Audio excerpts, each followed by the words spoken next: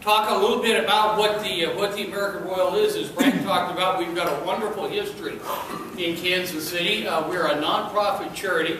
We've been here for, this is our 113th year. Home is down in the Stockyards in the historic west bottom of Kansas City. We are proud residents down there, and we represent virtually all aspects of agriculture in the Midwest.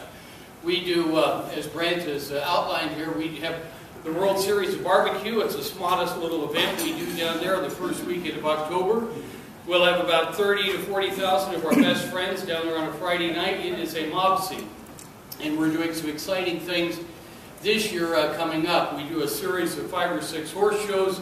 We have a world-class cattle show. We do education programs, all of these things.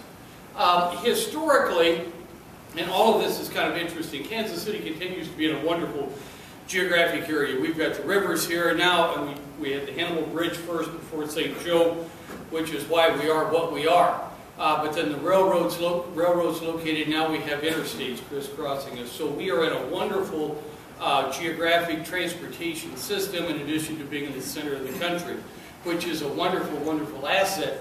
We became a trading center way back when. For wheat, it was centered at the Kansas City Board of Trade. For livestock, it was centered in the stockyards, and everybody from miles and miles around, this was the trading center.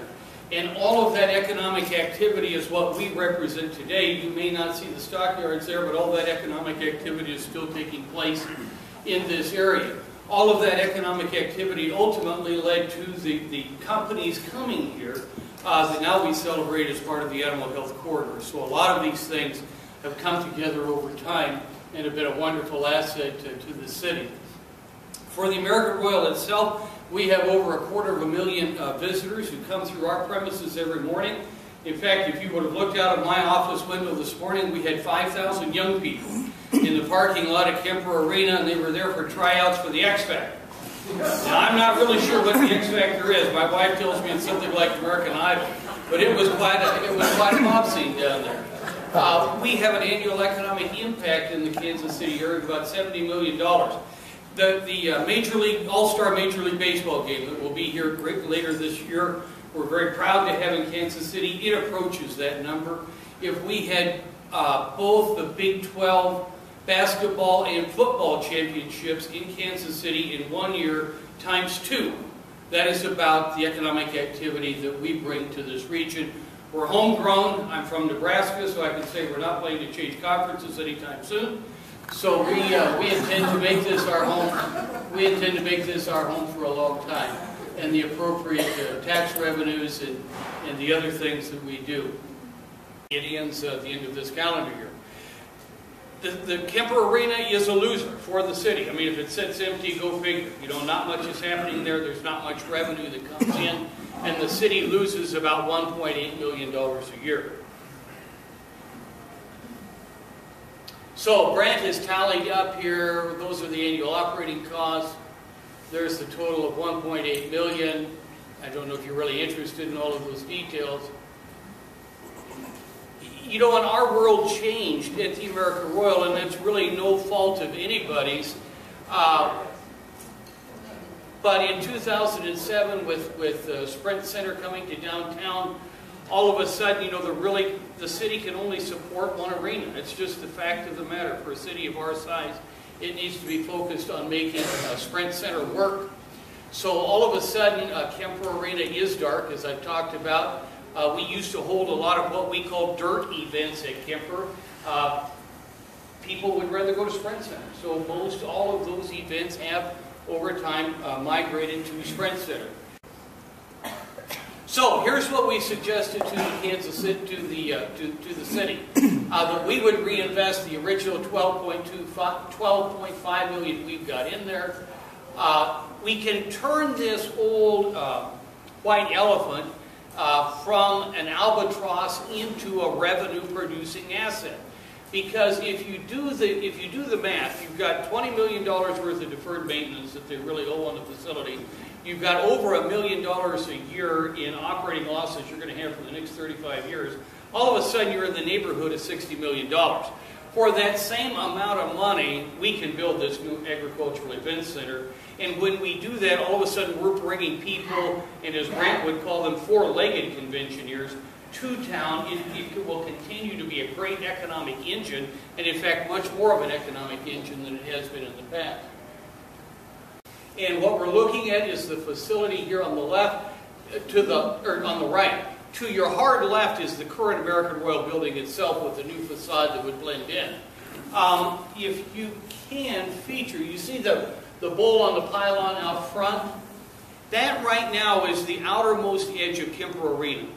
So as you think about Kemper's current footprint, we're really only using about half of that footprint from east to west.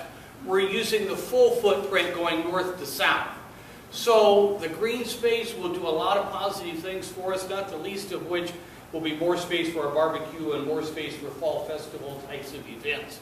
So we're pretty excited about that. The main part of the building, it's not going to have 19,000 seats like Kemper, it's going to have 5,000 seats. It'll be a bowl arena, it will have a dirt floor. Now that's in this main part of the building right here. The other part of the building kind of going down, over there, will, it'll be a flat arena. We could use it for warm-ups, we could use it for exhibition space. It'll have roll-up sides, so if people want to do a low-cost event during the spring and summer that they don't need heating and cooling for, we can do it there. But very much a multi-purpose type of space. There's another vantage point on it.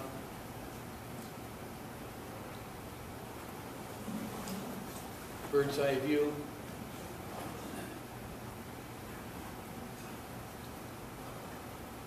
Okay, that brings us to the end, I suspect. Where we are at right now is we've had the initial design work done by Populous. They specialize, they've got an office in Knoxville, Tennessee that specializes in dirt events.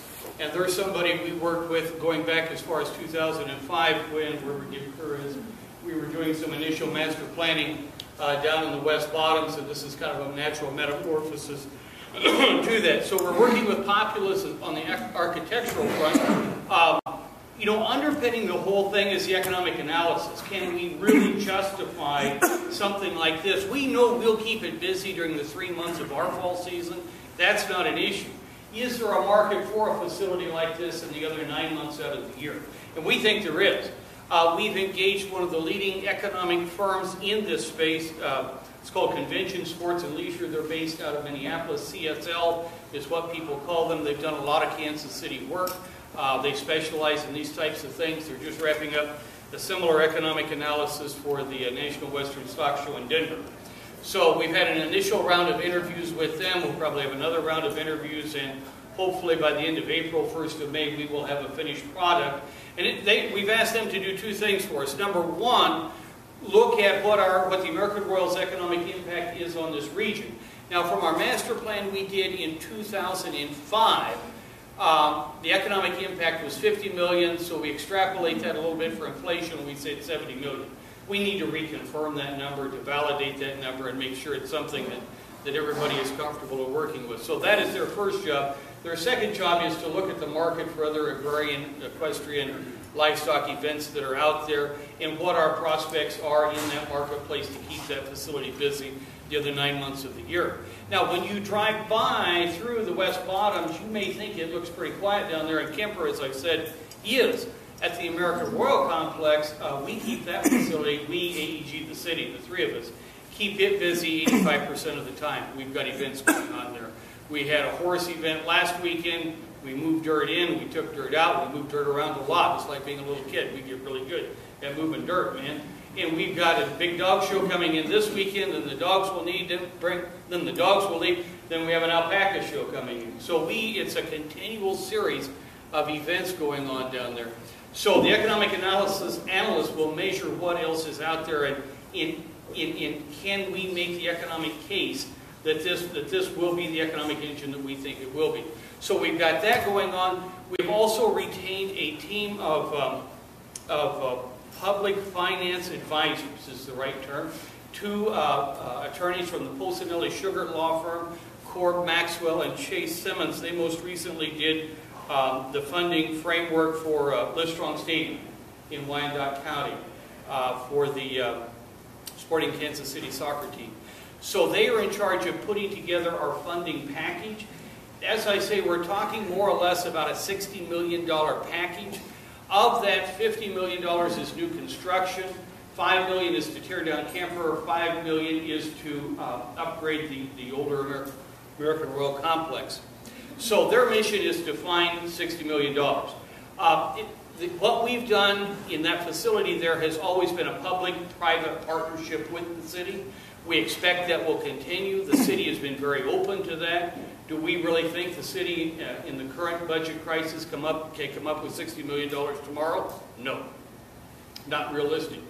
But what we're going to do is come back with a funding package for them that will have a number of different layers to it, and there will be a component of city financing that appropriately should be part of it. The Kemper family has said they will contribute some of their own wealth. They will raise money also from the community, probably in the neighborhood altogether of about $10 million. We're hoping we can find $20 million out of all of this in various different types of grant or tax credit programs and so forth that are out there. So you weave all of this together, and what we need to do is come up with a funding package that the city finds politically palatable.